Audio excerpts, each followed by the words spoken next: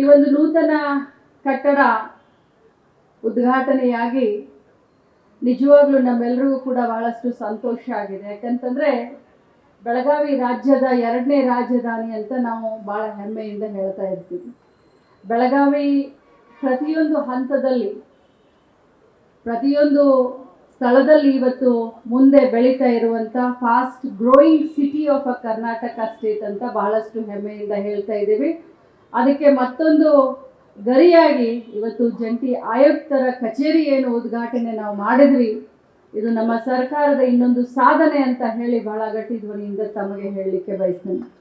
ಬಂಧುಗಳೇ, ಈ ಒಂದು ಗ್ಯಾರಂಟಿ ಅನುಷ್ಠಾನದಿಂದ ಅಭಿವೃದ್ಧಿಗೆ ದುಡ್ಡೇ ಇಲ್ಲ ಅಂತ ಹೇಳಿ ಬಿಜೆಪಿಯವರು ಎಲ್ಲಿ ಹೋದರೂ ಕೂಡ ಬಡ್ಕೊಳ್ತಾ ಇರ್ತಾರೆ. ಆದರೆ ಸೀಯಿಂಗ್ ಈಸ್ ದ ಬಿಲೀವಿಂಗ್ ಅಂತ ಹೇಳ್ತೀವಿ.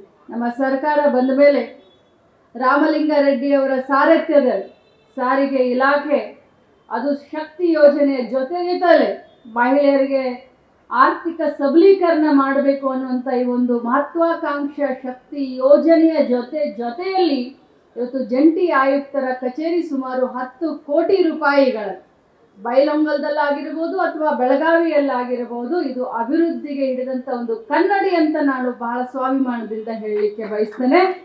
ನಮ್ಮ ಸರ್ಕಾರದ ಗ್ಯಾರಂಟಿಗಳನ್ನು ಬರೀ ಟೀಕೆ ಮಾಡುವಂತ ಬಿಜೆಪಿಯವರು ಇವತ್ತು ಬಿಹಾರದಲ್ಲಿ ಚುನಾವಣೆ ನಡೆದ್ರೆ ಈ ಕರ್ನಾಟಕ ರಾಜ್ಯದ ಈ ಗ್ಯಾರಂಟಿ ಮಾದರಿಯನ್ನೇ ಕಾಪಿ ಮಾಡಿ ಬಿಹಾರದಲ್ಲಿ ಇವತ್ತು ಬಿಜೆಪಿಯವರು ಅನೌನ್ಸ್ ಮಾಡಿದ್ದಾರೆ.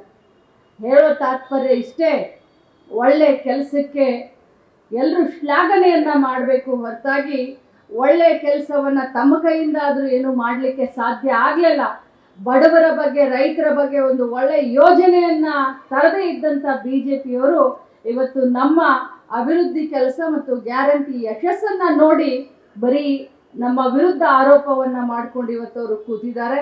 ಬಡವರಿಗಾಗಿ ಕನಿಕರ ಕಾಳಜಿ ಕಿಂಚಿತ್ತು ವಿಚಾರವನ್ನ ಮಾಡಿದಂಥವ್ರು ಈ ಬಗ್ಗೆ ಮಾತನಾಡ್ತಾ ಇರೋದು ಹಾಸ್ಯಾಸ್ಪದ ಅಂತ ಹೇಳಲಿಕ್ಕೆ ಬಯಸ್ತೇನೆ. ಇನ್ನು ನಮ್ಮ ಇಲಾಖೆಯ ಬಗ್ಗೆ, ಸಾರಿಗೆ ಇಲಾಖೆಯ ಬಗ್ಗೆ ಬಹಳಷ್ಟು ಆಸೆ ಆಕಾಂಕ್ಷೆ ಜನಸಾಮಾನ್ಯರಿಗೆ ಇರ್ತಾರೆ. ಯಾಕಂತಂದ್ರೆ ಒಂದು ಆರೋಪ ಇದೆ, ಈ ನಮ್ಮ RTO ಕಚೇರಿ ಮೇಲೆ ಒಂದು ಆರೋಪ ಇದೆ ಸರ್. ಏನು ಅಂತಂದ್ರೆ ಸ್ವಲ್ಪ ಮಧ್ಯವರ್ತಿಗಳು ಜಾಸ್ತಿ ಇದನ್ನ ಮಾಡ್ತಾರೆ ಅಂತ ಇದೆ. ಬಟ್ ನಾನು ಮಧ್ಯವರ್ತಿಗಳಿಗೆ ಏನು ಅನ್ಲಿಕ್ಕೆ ಹೋಗೋದಿಲ್ಲ. ಆದರೆ ಸಾರ್ವಜನಿಕರಿಗೆ ತ್ವರಿತವಾಗಿ ಸ್ಪಂದಿಸುವಂತ ಕೆಲಸ ನಮ್ಮ ಸಿಬ್ಬಂದಿಗಳಿಂದ ಆಗಲಿ ಅನ್ನುವಂಥ ಮಾತನ್ನ ನಾನು ಹೇಳಲಿಕ್ಕೆ ಬಯಸ್ತೇನೆ.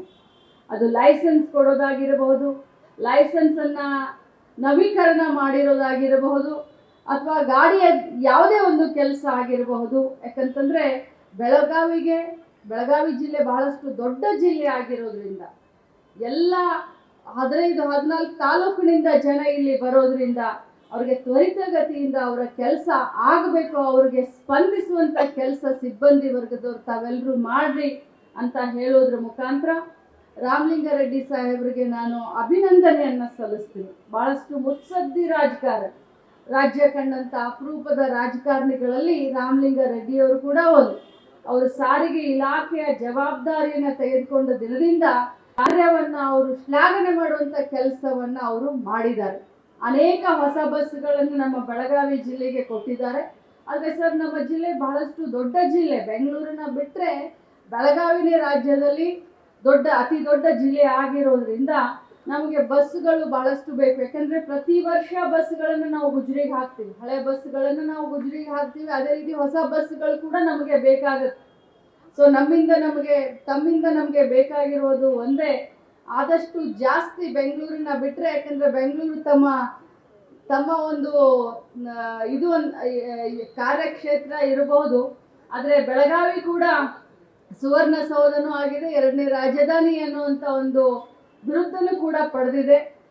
ಬೆಂಗಳೂರು ನಂತರ ಬೆಳಗಾವಿಗೆ ತಾವು ವಿಶೇಷವಾದಂಥ ಕಾಳಜಿಯನ್ನ ಮಾಡ್ತಾ ಇದ್ದೀರಾ, ಇನ್ನೂ ಜಾಸ್ತಿ ಮಾಡಿ ಅಂತ ಹೇಳಿ ನಾನು ತಮಗೆ ವಿನಂತಿಯನ್ನ ಮಾಡ್ತೀನಿ. ಅದರ ಜೊತೆಯಲ್ಲಿ ಬಂದಂಥ ಎಲ್ಲ ಸಾರ್ವಜನಿಕರಿಗೆ ಇಷ್ಟೇ ಹೇಳಲಿಕ್ಕೆ ಬಯಸ್ತೇನೆ, ಈ ಕಚೇರಿಯನ್ನ ಸಿಬ್ಬಂದಿಗಳ ಜೊತೆಗೆ ಸಾರ್ವಜನಿಕರಿಗೆ ಅನುಕೂಲ ಆಗಲಿ ಅಂತ ಹೇಳಿ ನಾವು ಮಾಡಿರೋದು. ತ್ವರಿತ ಗತಿಯಲ್ಲಿ ಕೆಲಸಗಳು ಆಗಲಿ ಅಂತ ಹೇಳಿ. ಯಾಕಂತಂದ್ರೆ ಇತ್ತೀಚಿನ ಬೆಳೀತಾ ಇರುವಂಥ ಯುಗದಲ್ಲಿ ಆನ್ಲೈನ್ ಮುಖಾಂತರನೇ ಬಹಳಷ್ಟು ಕೆಲಸ ಕಾರ್ಯಗಳಾಗ್ತವೆ. ಸಿಬ್ಬಂದಿಗಳಿಗೆ ಕೂತ್ಕೊಳ್ಳಿಕ್ಕಾಗಿರ್ಬೋದು, ಸಾರ್ವಜನಿಕರಿಗೆ ಬಂದು ಕೂತ್ಕೊಳ್ಳಿಕ್ಕೆ, ತಮ್ಮ ಕೆಲಸ ತಮ್ಮ ಕಷ್ಟಗಳನ್ನು ಹಂಚ್ಕೊಳ್ಳಿಕ್ಕೆ ಒಂದು ಸುಸಜ್ಜಿತವಾದಂಥ ಒಂದು ಬಿಲ್ಡಿಂಗನ್ನು ಕಟ್ಟಿ ಇವತ್ತು ನಾವು ಲೋಕಾರ್ಪಣೆ ಮಾಡಿದ್ದೀವಿ. ಇದು ಎಲ್ಲರಿಗೂ ಇದರಿಂದ ಅನುಕೂಲ ಆಗಲಿ ಮತ್ತು ಸಾರಿಗೆ ಇಲಾಖೆಗೆ ವಿಶೇಷವಾಗಿ ಶಕ್ತಿ ಯೋಜನೆಯನ್ನು ತಮ್ಮೆಲ್ಲರ ಒಂದು ಸಹಕಾರದಿಂದನೇ ಇಷ್ಟೊಂದು ದೊಡ್ಡ ಮಟ್ಟಿಗೆ ಇಡೀ ದೇಶದಲ್ಲಿ ಯಶಸ್ವಿ ಆಗಿದೆ ಈ ಶಕ್ತಿ ಯೋಜನೆ ಅಂತ ಇನ್ನೊಮ್ಮೆ ಅಭಿನಂದನೆಯನ್ನು ಸಲ್ಲಿಸಿ ತಮ್ಮೆಲ್ಲರಿಗೂ ವಂದಿಸಿ ನನ್ನ ಮಾತುಗಳನ್ನು ಮುಗಿಸ್ತೀನಿ. ಜೈ.